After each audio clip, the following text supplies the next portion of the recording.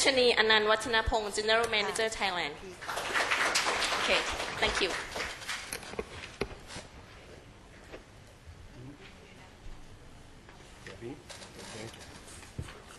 Good afternoon. Thank you for taking your time to attend this session. It's Friday late afternoon. We are pleased to announce the first half year results and continue to deliver record sales, profit and market share to the shareholders. And the Board of Directors has approved distribution of cash and stock dividends, which will be discussed in the EGM meeting next month. For the balance of the year, we are cautiously optimistic. As usual, we are operating in an environment, many factors that's in our control, but there are external factors that we have to work very actively to make sure we capitalize on opportunity as well as minimize any potential risks.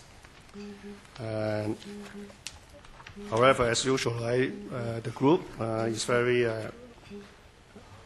cautious and mindful to drive our performance through continuous investment on brand building and control of our cost efficiency. I would turn this over to Ek Chong to talk about the financial performance. Yeah, thank you, Ambrose. Yeah, I'll go through the group financial highlights. Yeah. Basically, I think for the first half of this year compared to last year, basically we grew about 14%. From 2.9 billion to 3.3 billion in first half of 2012. Our revenue growth basically driven by our volume growth. As for if you look at the adjusted net income, this is adjusted with the flood impact for of the insurance claim. So basically, our core net income also grew in line with our revenue growth of 14%. We grew from 252 million in first half of last year compared to 287 in first half of this year. Our net reported income increased from 252 baht to 386 million baht, or 53% compared to the first half of 2011, mainly because of the partial claim of our flood insurance claim, amounting to about 98 million baht. The remaining of the claim is still in the process of assessment by the insurers. We should know the result, I think, in the coming months. First half of this year also, we see a strengthening of our DSG group balance sheet position with the improved cash from operation. Our net debts basically marginally decreased from 2.487 billion to 2.459 billion. Yeah, it's an improvement of about 1.1% over end of December last year. If you look at our interest coverage, it's still a very healthy interest cover. It's close to about 10 times. It's slightly improved about 1.6 times compared to end of last year. And gearing ratio as well as the net debts to equity ratio is still at a very manageable level, or about, for gearing ratio is about 0.8, and for net debts to equity is about 1.28. So basically our leveraging is still at a manageable level. For the last 4 years since 2008, we have grown from 227 to 400 million. 400 million is adjusted the 198 million insurance, 198 million flood impact in 2011. So compounded annual growth rate for the last 4 years is about 26%. And for the first half of this year, excluding the insurance claim of 98 million, we are at 288 million baht in terms of net income. So this is, I think, this is almost more than half of the last year net income. Our net margin percentage also improving from 6.9% in last year to about 8.7% in this year. In terms of the revenue from our sales category, our baby diapers actually grow about 14%. We continue to increase our market share, record market share, basically in both Thailand and Malaysia, and mainly driven by our key core brand, Baby Love in Thailand and Pet Pet in Malaysia. Adult diapers also grew at a similar rate, about 14%, and we've seen an increasing trend of our adult pants market as well.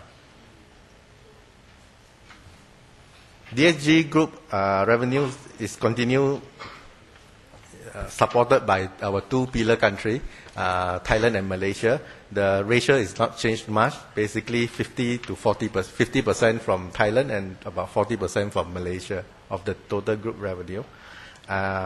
For the revenue by product category, you can see that there is an increasing trend on the baby pants category. Basically, it's increased from 21% in 2011 and improved by about 4 points to 25% in 2012. Yeah. So this shown that the increasing importance of the pants, baby pants category in the group revenue. For the first 6 months of this year, our cash balance increased from 235 million to 287 million, or improved by 52 million baht since last 6 months, mainly driven from the, if you look at the operating cash flow of 306 million, and we have an insurance claim of 98 million from the insurers. And this has been offset by our capital expenditure about 313 million. So in net, our cash flow improved about 52 million compared to end of last year. Yeah. So with this, I think I end with the financial highlight for the DSG Group, and I pass the floor to our Mr. Fu, the CEO. Thank you, Lik Cheong. Good afternoon, everyone. In the next few slides, what I will cover is basically give you some idea of the operating environment, the market challenges and opportunities, and how we intend to maintain our strategic focus in the midst of these external factors. As Ambrose, the CEO, has mentioned just now, there are things you can control, there are things that you can't control. Yeah, things that you can control will be things like brand strategies, marketing plans, and so on. Things that are out of control, our sphere of control, will be things like demographics, forex rates, raw material prices. Although what we can do is mitigate those to a certain extent. So I think as we plan to navigate in the coming months and the coming years, I think what we are really focused to do is to continue our past few years trend and track record of basically, if you like, outperforming the market, which is basically sustaining superior performance. Yeah, our focus is really trying to grow ahead of the market. So that's what we will manage in the coming months and coming years. Control what we can, mitigate whatever external volatility the best that we can. Let me give you some idea of the operating environment outlook. We expect, in coming months, there will be occasional headwinds that will, create occasional turbulence. As the CEO has mentioned, in our industry, raw materials is a major cost component. And as those of you who have attended previous briefings, you would know the degree of volatility. Yeah. These are things that we cannot control because they are influenced by global demand and supply. However, as we have gone through half the year, and for the bulk of last year, we are cautiously optimistic that the recent stability that we have seen in raw material prices will continue to hold. Meaning, in other words, for the rest of the year, our expectation is that this is manageable. There should not be a large degree of volatility for the rest of the year. Operating costs are also to a large extent driven by oil price, the volatility, and the cascade impact. For example, some of our materials